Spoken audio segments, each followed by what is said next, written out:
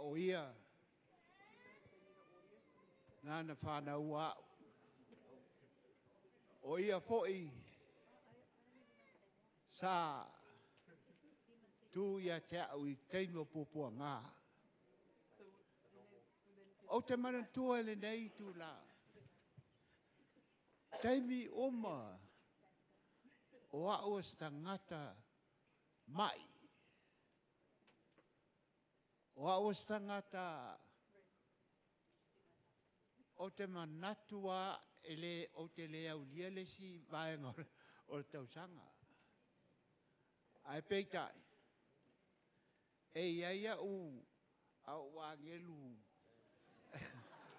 E ia wangelu e fua I ia tia ule malosi ma leola. O te alu I apostolo. O ia lea sa mawhai o na tango fia lo whale tonu I nama I temi. Ia o lea ua o mai I temi nei. E le ngalo ia te au le anga lei. Le anga lei whaia pea ia so uma. Lea fo I la ua o to nofo mo mawhau. O te whai atu le mea lea I tangata, so tangata o le tato e kālesia. Po le ale mea manao I ele nā tangata, o te alua su ese mea e ave pe a whai mai a te au se. E stupe po se a.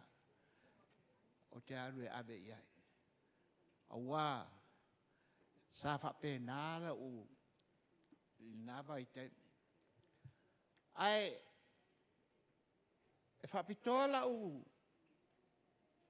whai tau ma lau ele sunga I le apostolo. Ma le whaltua.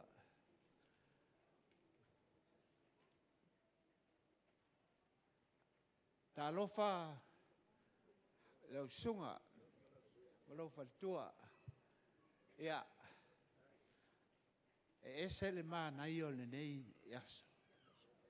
Wa wola fia. Wa wola a watu lo wanganga I le tua.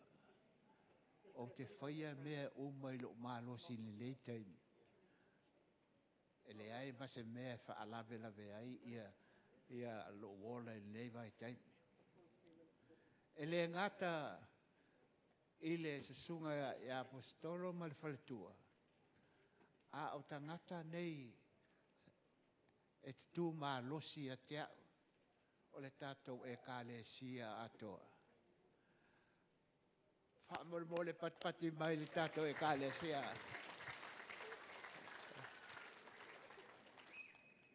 O le tatou e kālesia e tu mai o luma I aso uma.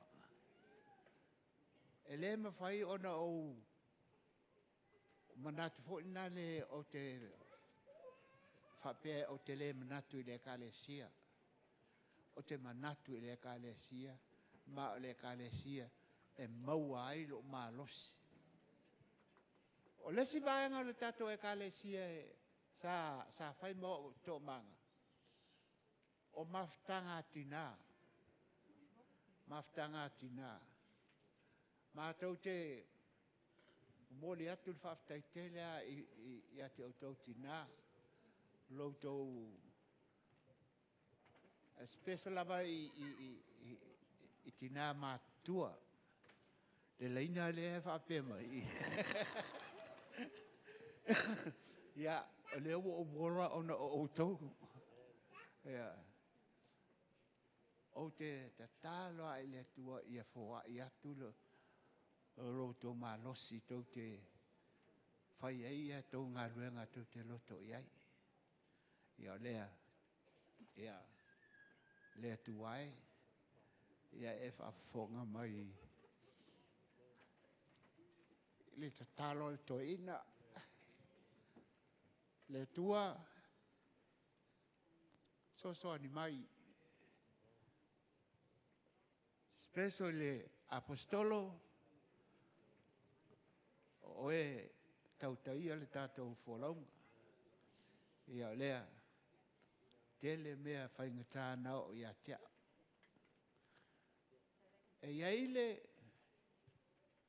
le whaarulave na tupu ia tea, o le vai aso len tea atu nei. O le whaafua se I o na maliu si o uso. Ele I loa e mātou o teimi leo le tangata. O talo atu le atua. Le atua. Le ame wa ave ai ia si o uso. O le tele tangata, o lai mama I tau na ave tangata na.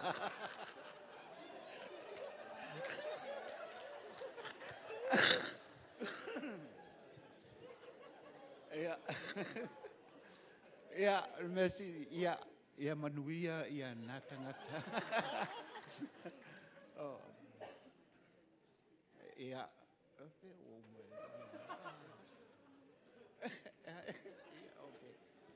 ia. O le si vaenga, ese ese o te fia whaaftai I ai. O whaaftai I ai.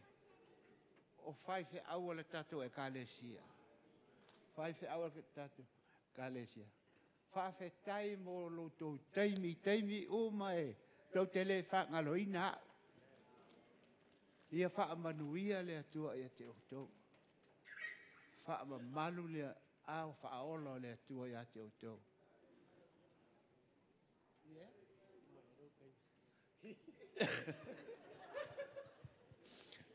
Lei o lau kama le ali lei. Mai sato pati na wal tama matua ya. Sau. Famanu ya tele le tua ya tua tama, fa tai mo mau matango fie nei aso. Ya, marawatu man faralo, lau sunga mayava famun mole, lo wa no nei. Amai al mon maulea ya no so mai le tatou pese tama. Pese a. Ia so me mata pese famon mole lava.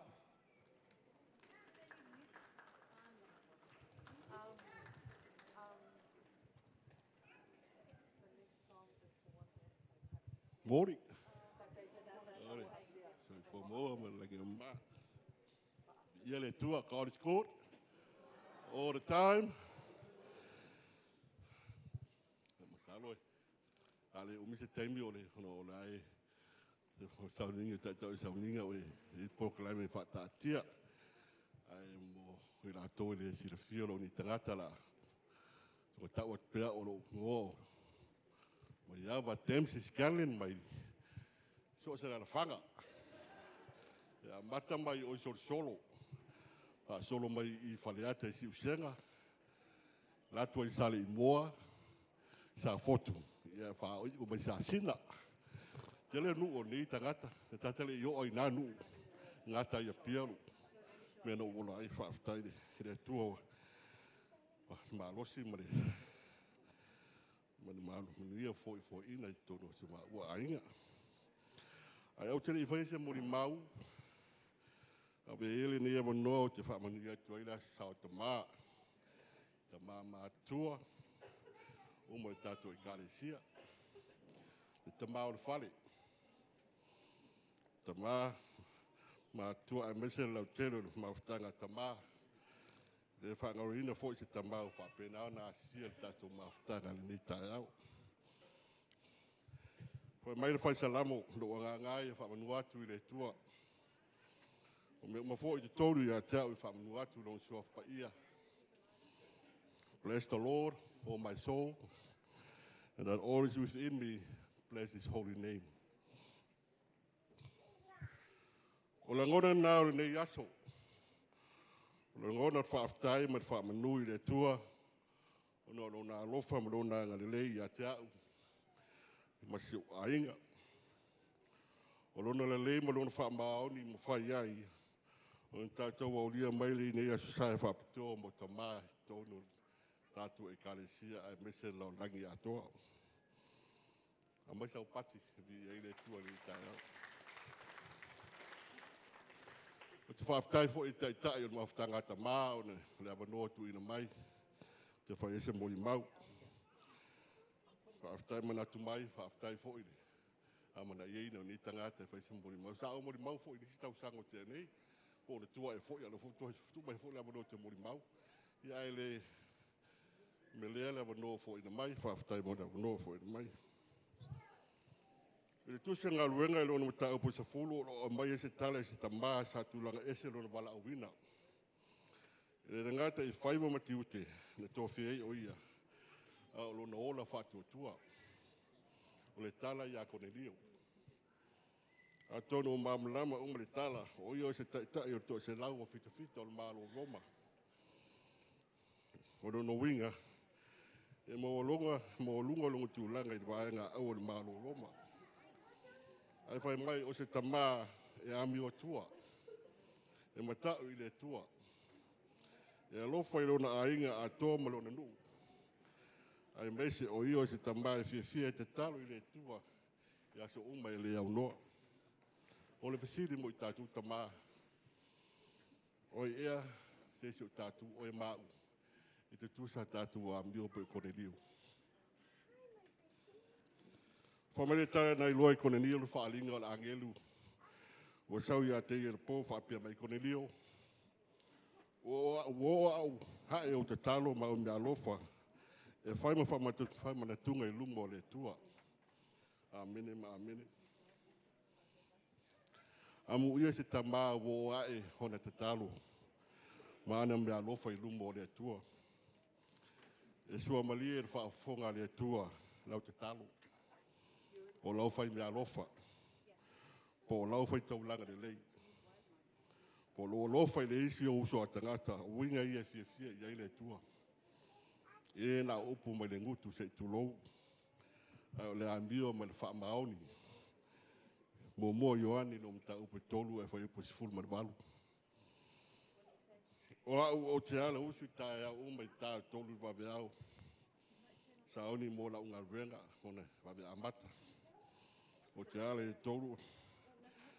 Au taimi fo ina e whapena na ala maliti na ala ainga. Siri pe se me te mana o mia.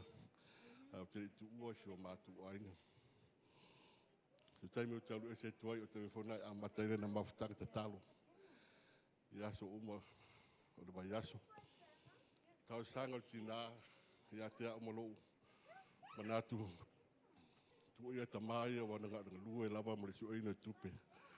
A pe o tina o lo iaile. E olo le ainga. Te talo. Whamanuia le tui tau sanga tina. Whamanuia i tamā.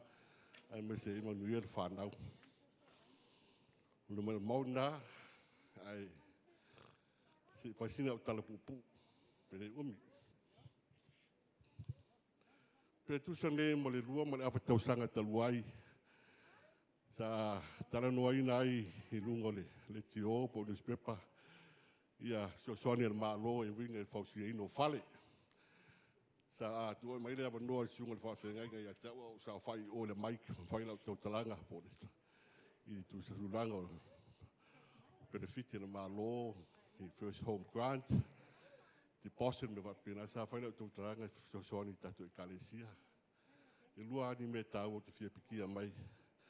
E leo se whamtalanga o se hapeo se fia siri po se fia tele. Au te fia whai atu la lofo le atua mo le manui o le atua e maainga. Te tau na share atu lana. Sisi na mai le atua a mai manui a tatu na nā. La ale mea a tatu mo pe ale whaalia manui o le atua. Tau whai roa mātou whale. Au taimi le fwori ngā sa tau whai fwori mātou sisiani. Lua awhi mane lua. Tau whai le mātou whale i a apelila. Ai mo male tale le bank i a se temo wa approve le loan. Ia mata na whaile mātou whale la matango i Januari. Fitu māsina na whaile mātou whale ai maea. Mātou move ne iai. Tasiri nā manu i o le tua whaaftai le tua o mātou. Nofo nesi o mātou whale fou. He ui ana mamao i tua i Flagstone. Iai o la ai maa lua le e Flagstone malalo la au. Lewa ai mai ia.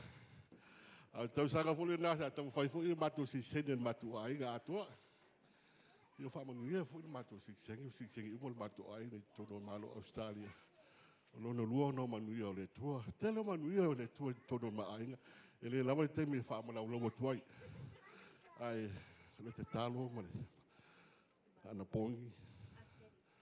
mai le lotu ma ave taulaga ma surua i ma pena te moli ma watu a uia te leo le alofa ma le anga le leo le tua iso ma ainga whaaftai sunga la uauna ma le fatua ma si ofo ma si foi sunga whaafengainga ma tu fatua ya tu te talo ane lei tu te talo e le manuia fuafuanga tua fuara ainga mana onga ma fuafuanga i tono la tu ainga te tasi ese fui whaamonianga le tu i tono ainga te tasi ai o ni me o mata te fo i vi inga ma whaaftai ane le ai vi inga le rofa le tua tatu le te mo ni me wala o tule si matu ainga o ma si fa statu pes tasi se pese ya fa o moto le o mo mau come on guys let's sing a song just one song come up here it's a easy song come up come here Finganga ngi ainga mata mo wulu fio wana o ana awala sa wala o tule o mai TV po se video o levo mai ya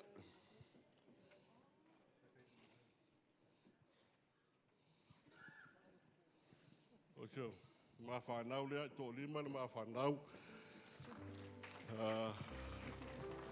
o lo motua o lo fengai mani se fuafuanga i sa mani me tau ta longa ya so e madeli no lua mai no tolu la no fale ia ma pepe le lima tau sang o ia lima fu tau sang ai si special pese fo le ma senita to e fa o mai la o muri mau ia fa o mole ta tu pese fata si mai a pese vai ta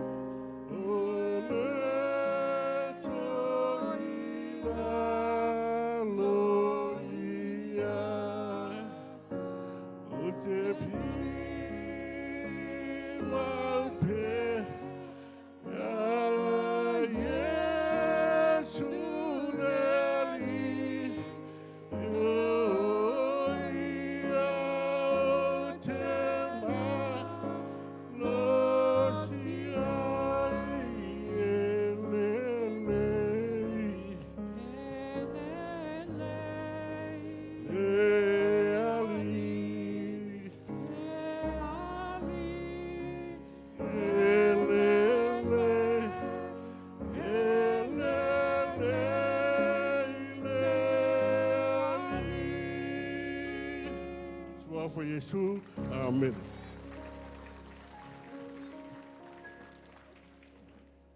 Yeah, wala watu lola uso fa mon mole taimina ia tau pese a mai al pese ia ona tu le vanoa i le fetalainga ia to ia male uso ia to ia wa fo I la mo le mau e leile tua come on church e leile tua taimi molava dua pati malpo ia ya la sauni lo toma wala tau pese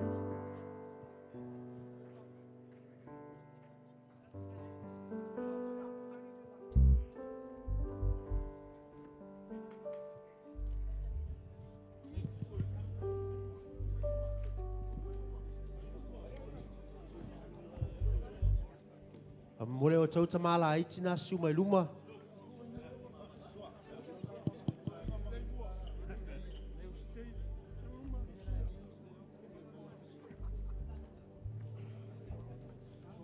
Mai sa to pati na mo le tama o le fale na yaso.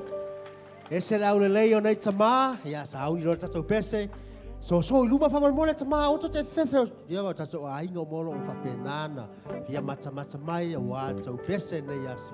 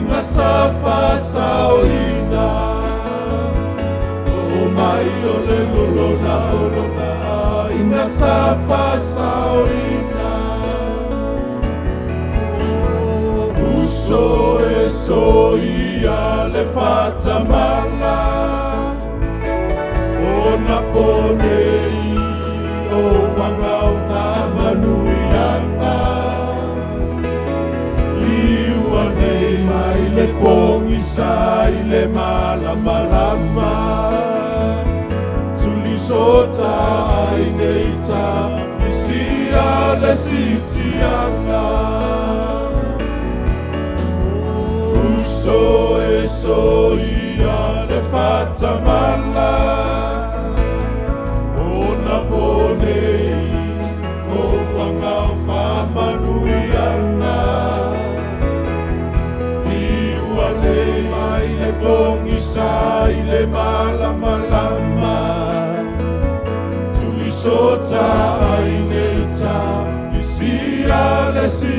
sitianga Tuli sota aineta Isia le sitianga Tuli sota aineta Isia le sitianga Amere mai sa to pati na manai o si fofongo tama manai a foi o upo peserea fa mai sauni manu ele ituai to mai sa to pati na ia mole pese tama fa mole tama ia fa sauni mai le kale sia au te vala awatu ile uso ya toe ia awala na muli mau ne ia so masa pati na fa felo ai ile uso ya toe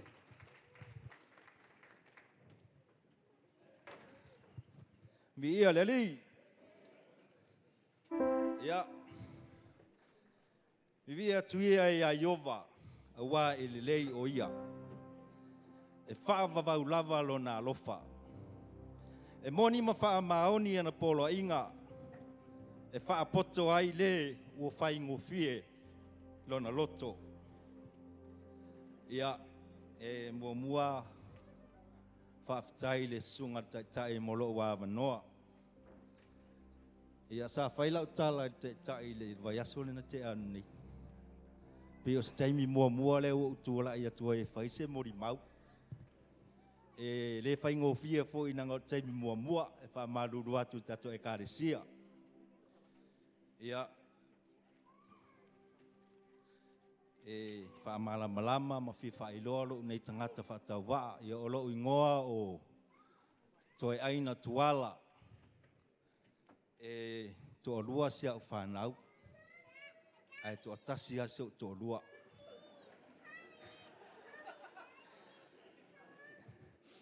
ia o lo tama o le afionga ia tuala tama le langi ia o lo tina o fa fo o lo tama sa uma te fanga man le fanga o lo tina sa uma sa vai le fanga ia e o le fanga umala ua e next door ale sa vai ama te fanga man o te le lopola professor masani ia nanga o nuua tas ia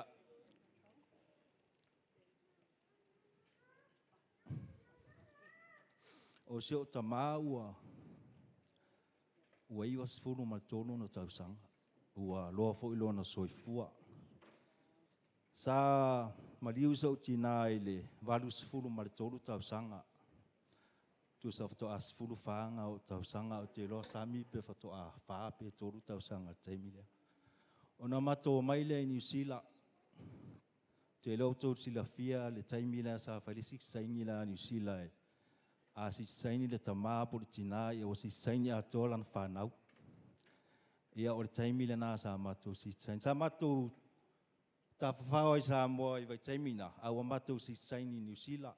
Matou o mai matou no nofo i Ponson P. Tasi le e whapotu mai o le whale ai to se furu tasi tangata nei tono le whale.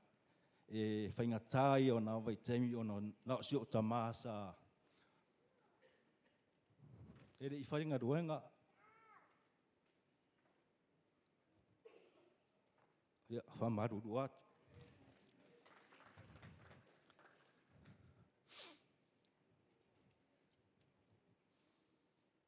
E na o le benefits o tumaha sa matu wheo lai.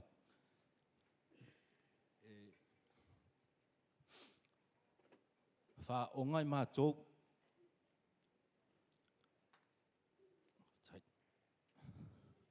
To alima sa onga onisi wa mo matua sa foto atau nu mai New Zealand.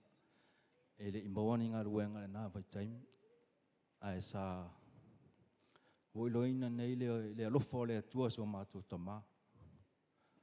Ono le nei time ato sa tau si mato ele I fa pea sa to ilalo de matama. Le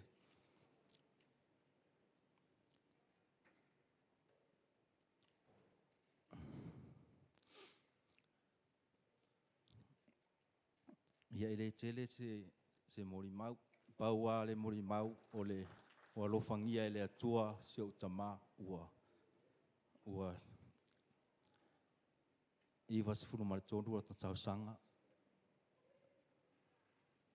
Sama tal noa masih utama nala tu Samoa taimi le mai Samoa nala tu fo I fa masino ngau ainga sa fa ya tu ya ele kai lo bolanga tama o tala lo tama ya atali e au tau sanga se lau vi ia le ali ya fai mai to ina no ngai sawa e au nang tau sanga I se lau ia ai se fa uma to le tina se ma muri bau nanga o fai ngata o tau ila alam yang asawa ngai dai sa fa uma pea ia sa ma fa ipo le lua se fulu lu fulu lima o tau sanga sa ma fa ipo masuk to lua sa lua fulu fitu o sa sanga sa fa manuia I ma ua se atari ya Christopher ole lua se fulu fitu foi na tau sanga taruna avea o matama lua se fulu fitu tau sanga taruna avea e o mari taimi nei wa lua se fulu fitu tau sanga taruna avea o matama vi ia le ali o fa manuia le atua ya cha ona o mboa sia to lua au le lei male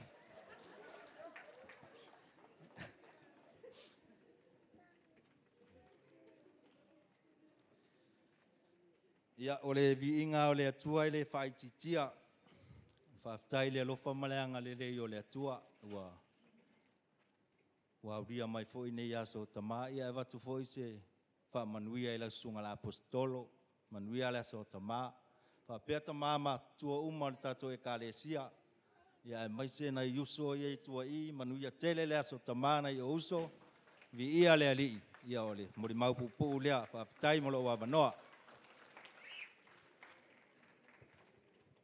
Toi mai sa pat na malu so ya toi va tsai mul mau matsango fie ya wala watu le so ya to pa fatsalanga ya to fa mole lo tsai minei a sau ni mon mau to fa mole la uso pa failona sekia ta to kale sia I ya wa fo ta to tala fa bito mon yaso fa tsai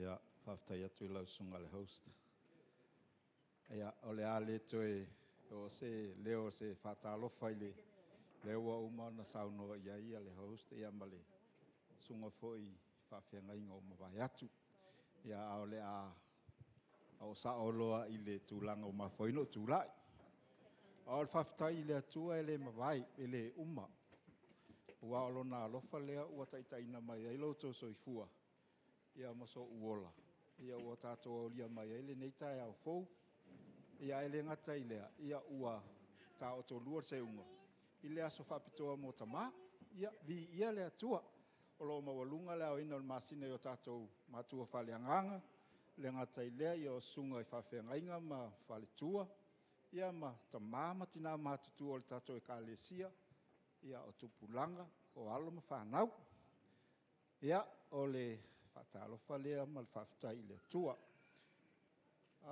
ia o mawai atu mo li mau o to ina ia o to ina ia matutua ia matua fo li mo li mau o matou ne ia titi fo li mo li mau ia vai atu pa ia ole tapua inga le atua ia ole sei fai se tala sa o talia Yesu e vea mau wali mo faola mai Samoa ile ministry a le YFC ile tasiva I lima tu sol tau sanga le sa o talia Yesu e fai mali mo faola ia ole na foi la vai taimi ia e sola la vai alu le min e alu le rally le fai po as fale le ia pia ele lo mato ainga o au o te sau mai utu ali ia sorry wangalonga introduce myself le o lo ingoa le o lunga I ia o fai ule ne te ufa pe ia o fai ngiwe e ni wele tama lo tama ia ai ka ke le lo fa ngiwe o wala I o Samoa ia na amata mai na le sa valinga fale anganga ina ua talia Yesu e fai mali faola ia na sila fia ia ai ese ka mai kikio se ainga le YFC ole ka ngie ko ngole ainga fa penale la ngona o matua ia soia ia ona le malama fo ia o matua I le tala le lei ma le faola tanga o te le swinga nei vai tau Pe ua tau la mua mātua matama. E ta il whanau whaolotanga vi ia le atua. Amen. Ia ona tu ua leo Samoa ai malanga i New Zealand se whawawave tala. Na i whawhitauli, i whawhitauli Samoa a New Zealand la. Pe ua uesa kula whawhitauli le New Zealand. E aluritina i lesi lotu. Ai o wano i lesi lotu. E aluritina le lotu whaolaina. Ia na e sila fio te leta ua. Ai mahanga i maangele. E le lotu le na e sila fia e le toa tele mai maangele. E alua tina yo, a waloa i le lotu i Otara, o sa maton nofo i Otara. Ia na e sila fia le se a inga ai luangi loko. I sa o tatalo le atua. O le a se au wala mwhai ina tasi mau. Ia wa misa. Ia alu so o ngā loko, kai uminga e anu. Whapena, e taimi whapena ia a inga. Soli, o mea sa o menga ke alu e po esel menga ke alu ia. Ai o se whamanatu i le atua ia te au. O se whamanianga fo i le atua ia te au. O le upu lea sa o maua mai al apostolo ia vidiama foi. O le matau i le atua. Whaftai i lea au auna le atua. O se fisosoani le ilo o langa, lau sa valinga whaleanga, o le matau i le atua. Ia na ho mai le ni usi le whapena mo ia ai na alwa le mo reala. Ia tatalo le atua, la se meta se malotu. Ia i le tausanga e lua fe se furufa. Nga mai lau whanau i nei Australia, le matai ni usi. Mai ta whawhau, Kirisimas. Peita, ua ea o ngā lua fe sulima, ua le toi watu ta maiti. E toa tonu la whanau na o mai. Toli, whakulu makua. Alu ingi Australia, meka meki o le ua ele aonga. Ia saurolo matua i nei. Ai toi alu watu na o ia e, uba, ua le fia o mai. O la unga ngofo ingi, o la ufa mai, la ua o ngā Australia. Ia, no other move, we have to move. Ia lea nana leina mafua na o mai tau nu mai Australia. Na o tau nu mai la Australia. Tasi lolo lotu mao iai. Lea la ua tali le atua. Ua tasi le ka le sio ma au au na iai. Sei wha vave se tala. Na iai se aso whanau sa au au wai atu iai. Ia o le sunga la apostolo sa whaia le lotu le aso whanau lea. Sa te le se me taua na whaali le atua le urotu. I le whaasoa la apostolo le aso whanau lea. Sa o tia lo uroto mo whapea. I want to hear more. O te whia whanongo pea a o la unga la apostolo. Ia na invite leo ma ua tasi o le ainga. Ma te ainga e walewa na rotu i nei. O mai kako ua kako. Oh yeah, that's our time. That's my time. O mao mai loa. Ia lea la. Ua tatala e le atua le whaitotoa. Whaitotoa lea na saunoa iai le ata le na saunoa i la apostolo pea tolua sataluai. Tatala e le atua le whaitotoa o lo iai, there's a lion and eagle above. Tatala e le atua le whaitotoa ua mātou sa wali mai o au malo tolua ma lau whanau toa ono, toa fitu. Le ua mātou au auna nei le Hosanna Church Australia. Vi ia le atua. O le wāwenga nana whai le atua ia ua mao mai mate au. Auna i tutono le kalesia i lalo taita i ngā sunga la apostolo. O le anganga whawhitai muli lava. Tau tia le hospitality le kalesia. Whawhitai tele lo tau anga le lei. Tau mata ata o le whatalo whamai. Kau ke le masangi. Ai ma eu le anga le lei o le atua. O fōringa wa i o le atua. Ma lau moli mau le i o le kalesia. Ta mā, tina, tupulanga, e ola vai nei whanau, e le masangi, uncle, e se mete, oh, what a beautiful, hey, o se whamanu yanga le to tono lo ma ua inga, ma mao mai mate au, auna le tono le kalesia, ia vi, ia le atua, e ona le malosi umalawa, ona o Yesu, and happy Father's Day. Ia toi mai sa pati na mana ia matango fiel mo mau ta mana nei aso. Ia o whaoriori foi le kalesia Hosanna. Ia whaftai o la so ai ia tatou ai tema. Ia wala o atu mal whaaralo i tama. Ia pe su mai lo i le kalesia. O le a mata tatou skit po tatou ai tema. O le matou tala le la so atu ai. O se tala e se tama malana whanau. O le tama. E fia ai ale inu, fia i me whalalangi. Ai le fia e alu lotu. A o lana whanau la e nofo tatatalo lava ia so uma. A wale la tau tamā. Ia usi la al whafonga ai la whaatino atu e tamā. Ia le tala. Ia toi masa so patipati na stasi. Ia a wā. Ia tamā nei aso whaftai.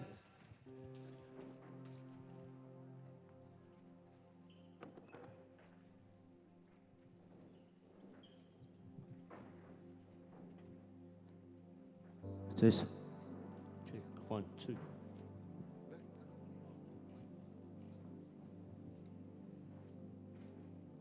Check 1.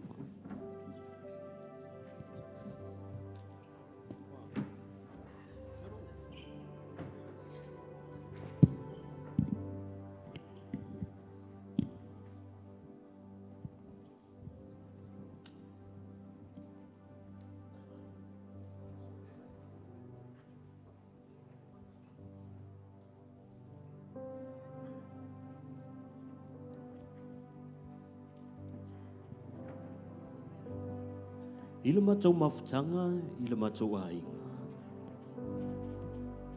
O au masi o uso, e fia tele ia Yesu Kiristo le li whaola. A o tama, e fia tele o ia i tu ina nao le lalo langi.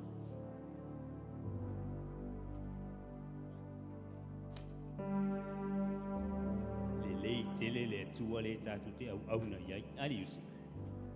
Sorry. Listen. Ja, I was talking. Maro.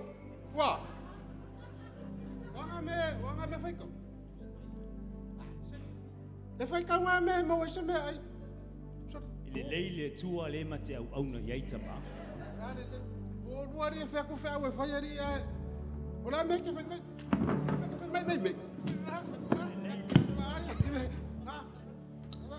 Fakuri fakongokuri e o so mai dele. Ah. Vai. O le fia ya o rua. Ngala lo kausi o rua ngala ser me ngala lo hoje. So nga kenge pole o salo. Aya. Le mafai na mau ese mal tua le mate au na iai tama. Vai o rua, le la waru. Ai au foi mai o fa le kongur ngamai. O rua va ai. Bueno, ma ese kuspaia nga kero fa nga kuspaia. Le se me le kusila ye fa ka kusi manga. Ya le so lo fa ai vai fa ka kalia au ko foi mai. Ya ngo lo va ai lo le yak. Ah, o le tama. Se tama so. O fea le ai alu iai. Le so feu, yo kero ku fa ni me ya maka. E alofa Yesu ya te o tama. Masa ai ua I lava I nā lua se atu o ia ma le matou hainga. Ai tu ua na o au ma si o uso. Ina walu e se atu tama. Sa uwa ai si o uso la titi. Ua malingi lava o na loi mata. Ai na umana tua I le nā taimi. O lo ua tua. Ele ai se mea e whaingata ai. Sa au nofo tatalo loa I luma o le atua. E tu sa male tolu masina. Ma o upu la nei. O lau tatalo. Lo wali ie. Ia elo fa mai lo pua ngā. Yesu e. Feta lailo a nganga ia tamai na ia toi foi mai le ainga. Lo wali ie. Lo watu ai. O te fia wa ai a tama. O te fia wa ai a tama wa toi foi mai.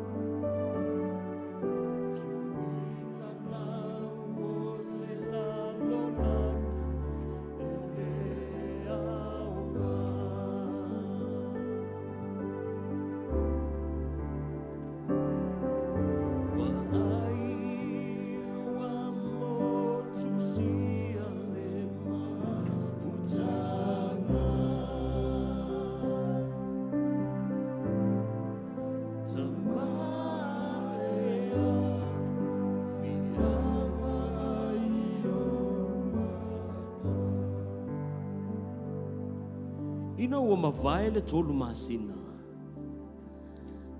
Sa au waaia tamā ua toe fo'i mai. Ma ua mai lava o ia. Ma ona lava lava. Ua masae lava.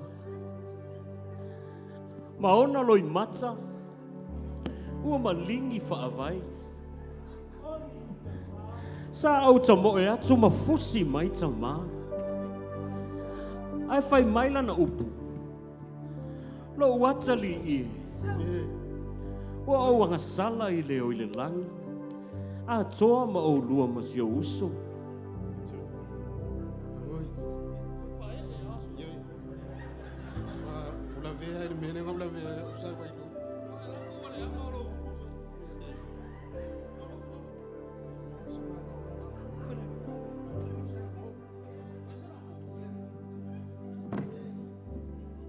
Ngai alu e manouti ta mai titi.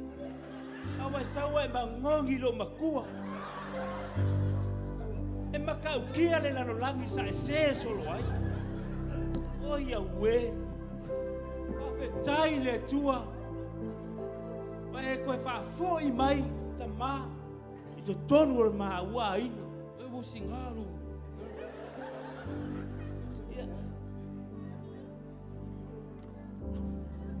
Uso. Ta oi ave ta mai whamanolo. Wow. Masaya wa esel mangonge le lalo langi le sau mai. Kei longa ngakare ka ele ko inga kalo i. Ko fia kausara o kan mangongi le anga ko inga kau. Vai. O ko ai sa sapa vai os ko inga. Makau kia le anga o le lalo langi. Ia o le mako e au lopu lea. Ia ko kele fa ngisi o le mga o mia le fa o la inga. Vai sila. Le Iyo. Le ai e pei fo ia o ka koura wali ia. Iyo e mga o mia ka kalo fa o la inga fo la wali ia ku mai kua. Ya, sei fa kari. Ya.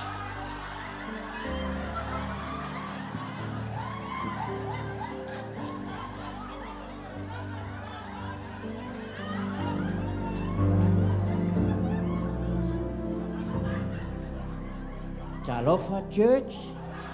Nār se kua. La kiki harir ko fa fiawar. Oni upu e fia taʻitaʻina ai tātou i lenei aso. O le alofa tau mulimuli o le atua. Fa mai amene.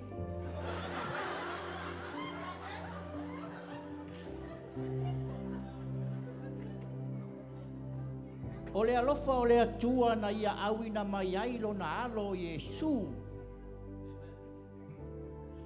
O le afio mai la o Iesu.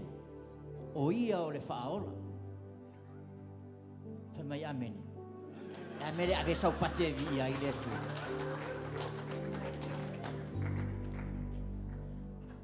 Fa alofa atu si tamā lea. Masiana whanau o lo mafuta mai le nei tae au. Ia vi ia le atua. Amen. I le tustusinga a Ioane Evangelia.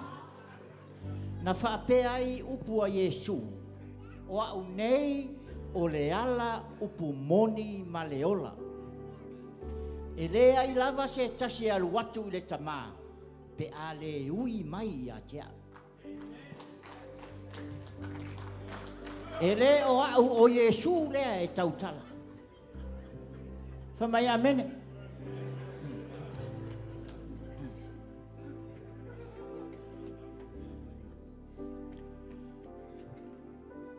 Fa mai la Iesu.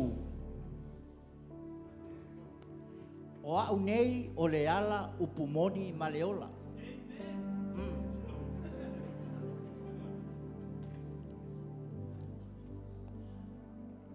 I le soifuanga le nei tātou te no nofo ai ma feola ai.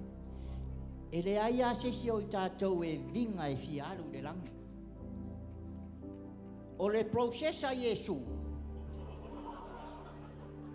e te talia Iesu e avea mau whaola, ona whapena lea, ona e sao atu i le langi. Amen.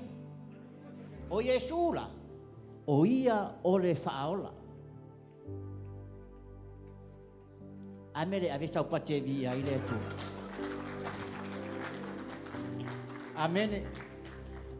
Ia. O le wala au le nei, o le wala au o le whaola tanga. Wa e whaafafonga i le fe au le atua i le nei aso. O Iesu o le ala i le langi. Amen. A fai wa e filifili le nei aso e avea Iesu mau whaola. O le wala au le nei whaapitoa mo oe le nei aso. Ia uso mai si tatau pese. Hallelujah.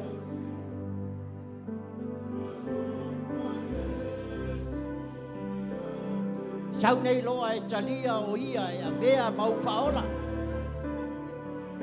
Wa e fiu e whaile o langa i nei sau me mau ai. A lea o whai mai Iesu. Wa tau mai e Iesu ia i tātou le awala tātou te o ai i le langi. O lou talia lea o Iesu e avea mau whaola.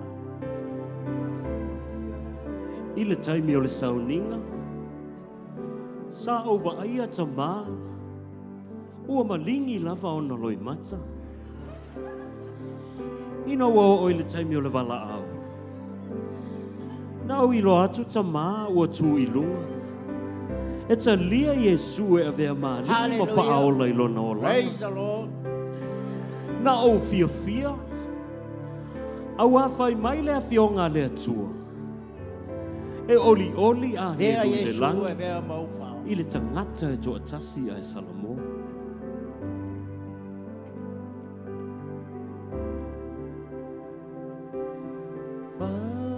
Whaafeta i Iesu, Hallelujah. i lo tali mana o.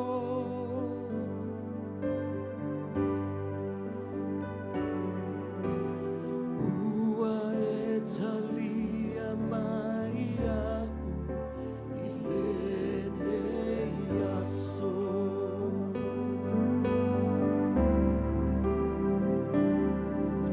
Le nei a inga ua, to e whaatasia. Via lo sua whao te pese ma aleluia.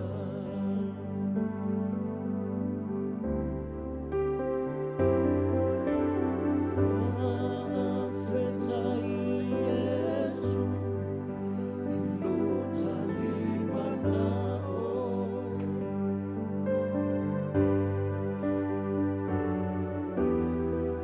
Ua e talia mai au, i le nei aso.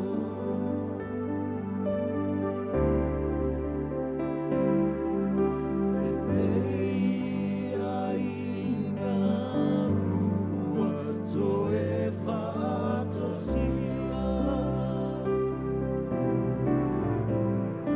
Via lo sua whao te pese ma aleluia. Tama, e le lei ona e whaataitai mai upu nei, o le tatalo o le whaola tanga. Hallelujah. Iesu e, lo ua lii ma lo whaola. O te tatala atu lo uloto mo oi. E te a fio mai, ma e a fio tu mawai. Whaafetai Iesu i lau whaola tanga.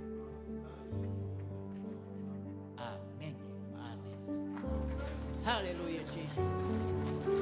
Amere toi mai sa tau pati na mo tama nei aso. Wa le tala matango fie. Ale tula nei, amele tu fata se yo tau au ta tau lima. Ai o te wala au atu i ta tau whaila aunga nei tai au. Le susunga ia pasta tuto tasi. A wale upu whai umo i tātou nei aso. Amene.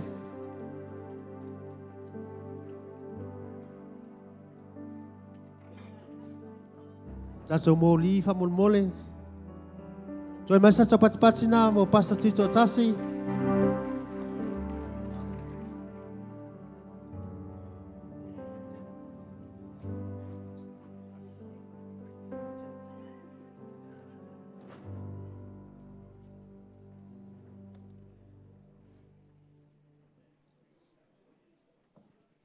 Ia le tua.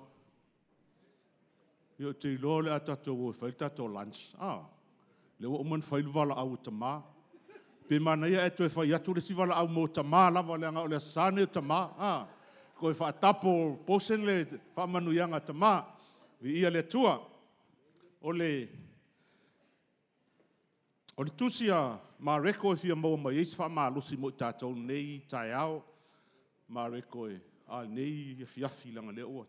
La afa le tasi. Tusi e wha ma reko a lona whai upu e tolu sifuru ma le tasi. A tolu lima i le wha su ma le tasi.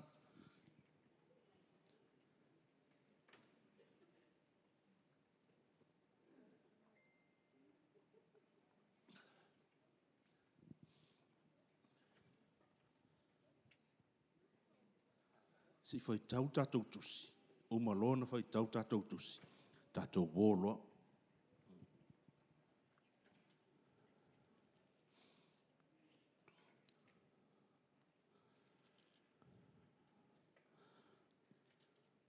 Mareko e whā, tolu sifuru ma le lima i le whā sifuru ma le tasi. Ia, le wailunga i tātou tusi whai tau. O lea lava aso ua o i le fiafi. O na whetala i atu leo ia i a te ila atou. I nā tātou o atu ia i le tasi tū.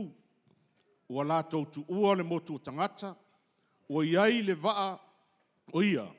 O na lātou o vea loa leo ia. Ua whaatasi fo'i. Ma ia isi vaiti. O na tō mai leo le whā. O le matangi te le lava. O na whati mai ai leo peau i tonu o le vaa. O tumu ai.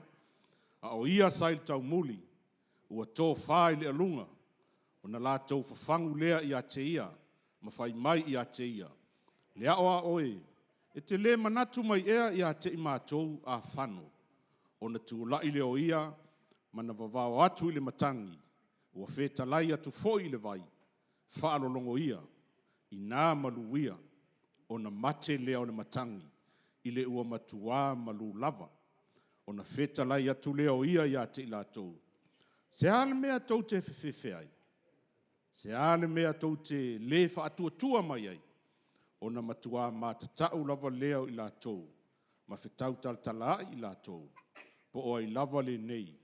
Ina ua whaalongo lava le matangi ma le vai i a te ia.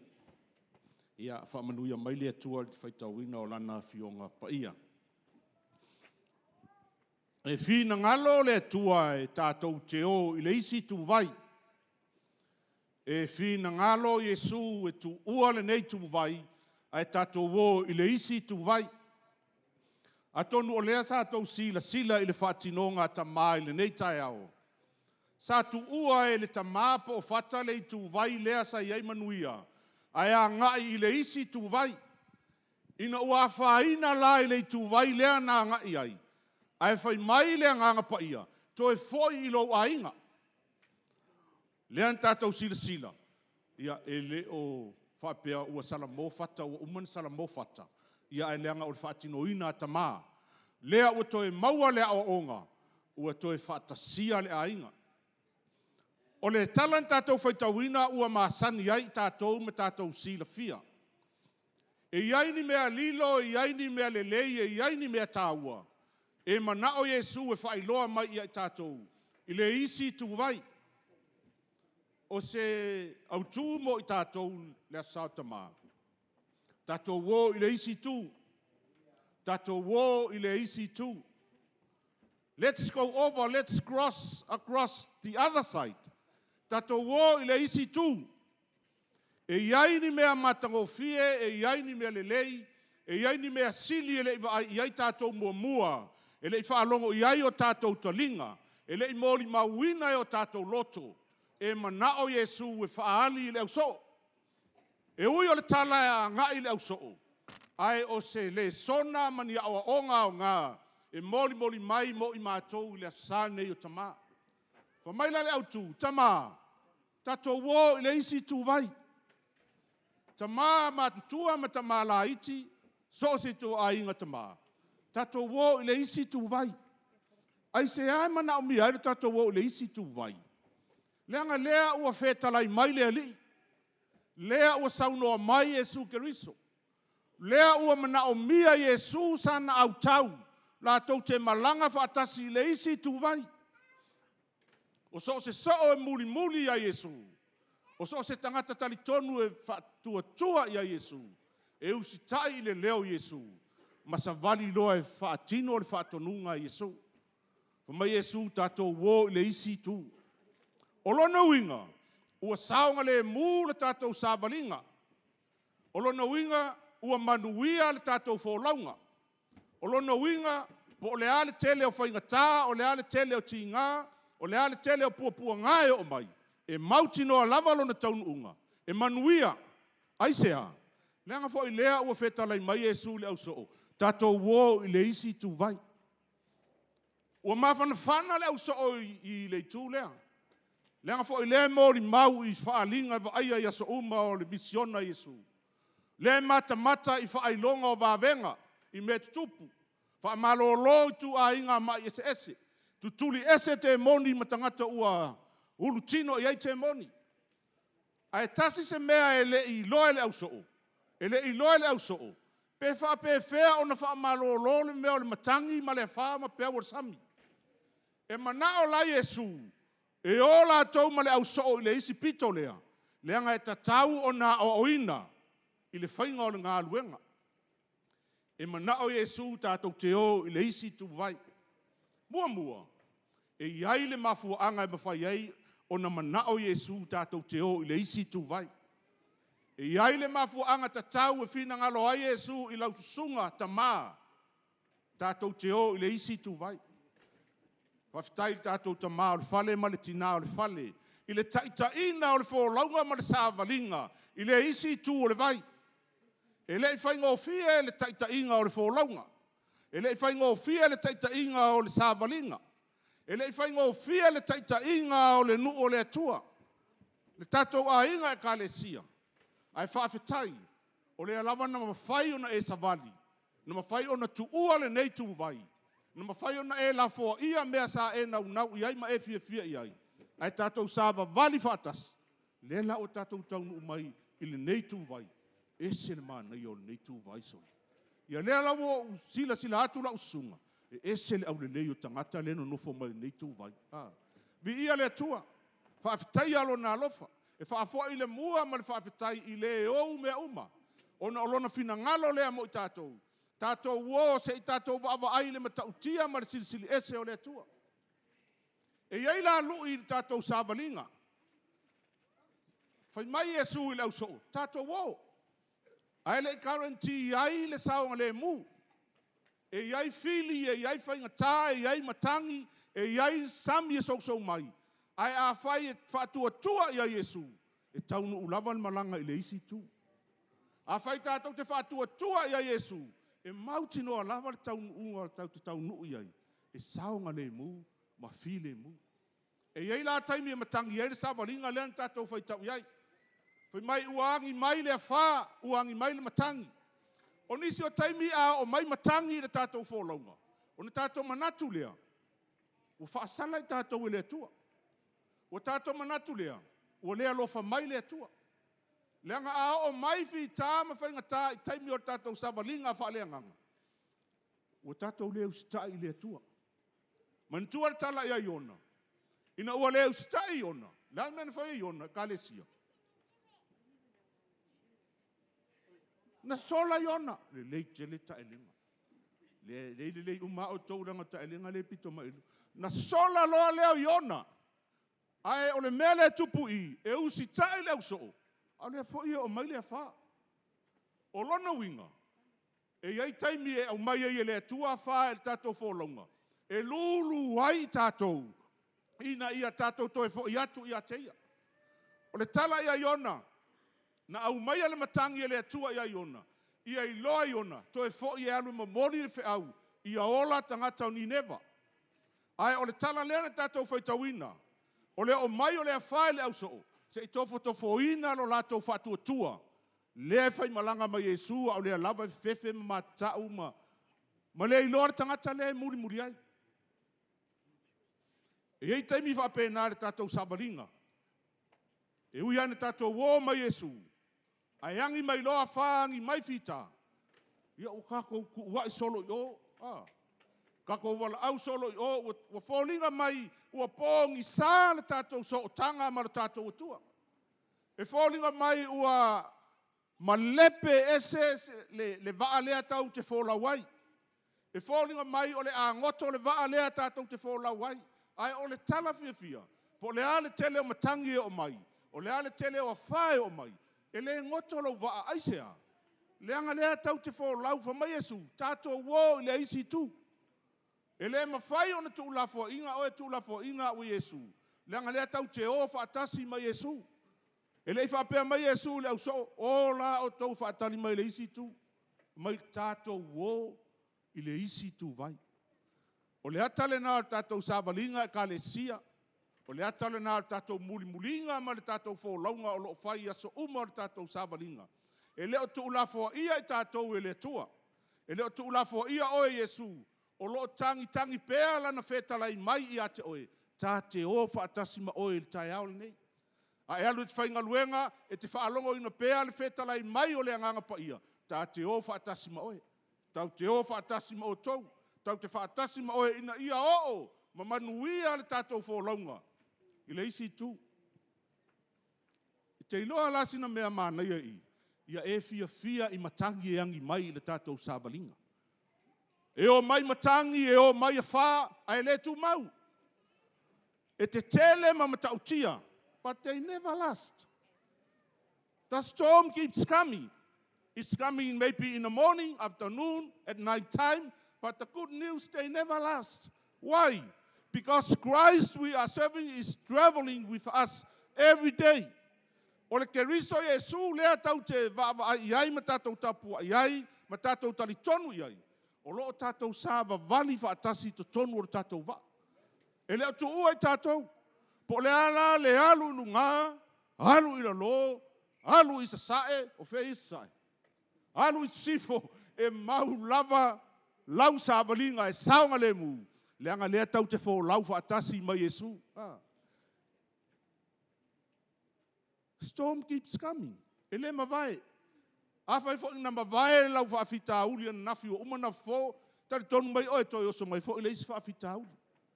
Awhai o nei lea ua malolo umai nganga o tamai lo lato o sa ua file mu ma malolo ina. O tai au fo toi oso mai ile isi. Ai au e te popole wha mai Yesu. Tato wo ile isi tu vai. Tato wo ile isi tu vai. O le tele la matangi e o mai.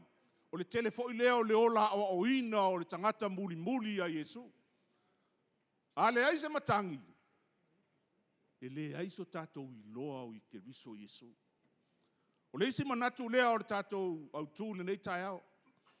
Tato wo ile isi tu vai. Se ia o ina I tato. Tato wo le isi tu vai se ia o ina I tatou po o ai Yesu le tau te au na iai. Ina ua uma na wha malolo Yesu le matangi. O le mea matautia lea na wa aia le au so. O le usitai o le matangi usitai mea uma I pea ura sami a Yesu. E le aise mea mua na tupu wha pea. Na wa ai mai sa wha malolo. Na wa ai ai le tele o wa venga I le tu vai lai o. Ai ana le fai mai Yesu e o I le situ. E le wa ai ma mori mau I le tau fiinga o le matangi. Ta ofi pea ura sami. Po le ale malolosi mai o whātinga o pea ura tatou sāwalinga. Po le ale sau le atoa ti Apollo I lo soifua ma lo wola au auna. Ai au te popole, they never last. E o mai pe au ma toi o. E ulawa ina malur sami. E angi mai le matangi mauma. Ai sea. Lea tau te muli tangata na creatinga I al sami. Ma le lau ele, ma storms, ma fa, ma mea uma. Jesus said, let's go to another side of the lake. O lona winga, o laio na lima, le pule atoa, ma le malosi atoa, o le mana atoa. O loo ia umia ele ngata o le saonga le mu o le taunu unga. Ai o le oli o le taunu unga. Ai o mea uma le atutupu le valea. E a o ina ai le au soo. E le ngata lai na o ina le au soo I lunga o le sami o kalilaia. Ai a o ina I fo I tatou au soo I nei le o sana.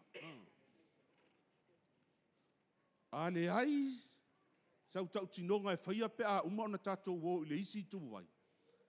E le manu malo le fili e tatou. E mana o mia le tatou wo I le isi tu vai. Se I tatou wa ai le matautia ma le silisili ese o le atua. Se I tofu tofoina I tatou. Ona mawhai lea ona tatou fe soa soa ni atu. I isi tangata. O lo o maua I fo I matangi ma wha. Ua le mawhai ona latou fo ia. A oe la lea ua luaku ua lima ua wha. Lima au matangi. Lima ngalu nga wha pulo wai oe. Ua malosi lo wola wha lea nganga. Ua excited so lea se mea o mai. E ke fia oso aku e kuku I lalo wha fika auri lea. A tailenga. Fia punga aku e pingi il fili lea o sau. E malosi lo I tātou mai le taimi o whasosonga. Tofotofonga. A o mai e sui I tātou. Mai fo ia tāvita. Nala ona mawhai na alu tāvita I le isi tu. Leanga leana sau malana tau tinonga ia Saulo. Ma mai tāvita, Saulo. Nga o fasi lea, o a mea fasi e kawika. Leona, ma le urosa. Ma inga au makua I pingia le wali inga tu alua. Inga ua mai e whao atu ma moe. O le mafu angala le nau whaaloa kulo Saulo. So le matau tia la le mana o le atua le ai. Pa mai tāvita na fōa I mai e le atua I a teau. Lo ua tua na mawhai ai o na au whaato I laloina le fili. Ia o le mafu angala le nā lena lai lo o na alu tāvita. Wa lewa o na fia alu seisi le isi tu vai. Ai le ai seisi e mawhai o na whaato I laloina le matangi lea e angi mai. Whaase fulu aso e sa wā ia koriaka maku lunga le maunga mawala au mai o. Sau seisi makau. Ia o isala elu le rafi. Ia o le siaso o le fiafi o le mea. Sau se isala elu matkau. Ia e vala au mai loa le koriata. Tangata le toa koriata. Ia o loa la lafi. Ai o le taimi whamai Yesu. Tato uo I le isi tu vai. Se e alu e facility a polo la e whaaleanga mea I le isi tu vai. E tele mea le lei na manao Yesu e whaali I lona au so. Ai sea. Leanga fo iai le itu le whamai e ono afe ia. Le tangata le whaatali me mta upe lima pe a tatou whaitau iai o le tusi lava lea. Whamai e ono afe nganga le anga le ulu le tangata e to atasi. O le matua I maalosi a la tangata. E mana o mia la Yesu le whaava ai o lona au so I vavenga ma mea matautia. Ina ia o atu I le itu lea. Ua mawhai o na latou fo ia le whaafitau. Tama. Ia mālole ngā lulue, mālole au auna. O tātou a inga umalawa. E le aise a inga e le e a whātia. E le aise a inga e le o sofa ia e matangi. Ai au te tari tonu, o le mālosi o lau whātua tua I le atua. Ua mafu ai o na o mai nei aso lau sāvalinga. O le mālosi o lau whātua tua I le atua. Ia na u lava lima o siau whanau ma e sāvavali whaafitai I le matangi. Na e turi vai lava I le atua ma e angapongi e whaafetau I le matangi. Ai sea, leanga o le matangi e tupu ai lo tātou wola whaatuatua. O a whae tupu ai lo tātou wola ori ori. A ola ina mawai a wha, mawai matangi. Ia ona e sila lea ma e mautinoa. Le atua lea te au auna ma e taritonu iai. Nga anga umang whaamalo lo le a wha ma le matangi whai mai lo le au soo. Soli. O ai tangata lea. Who is this guy? Who is this man? Even the wind and the waves obey him. E o lava I le matangi, e le isi tino. E o lava I ngalu e whati mai, ua usi tai I a teia. O le mea le nā le mana o Yesu, e whaava ai tā ua I vāvenga, e whaava ai tā ua I mea matautia. E le o se tala ina mai o se isi mea, a ia whaailoa mai I a te oe, whaailoa mai I a te au. Lona matautia ma lona sili esi.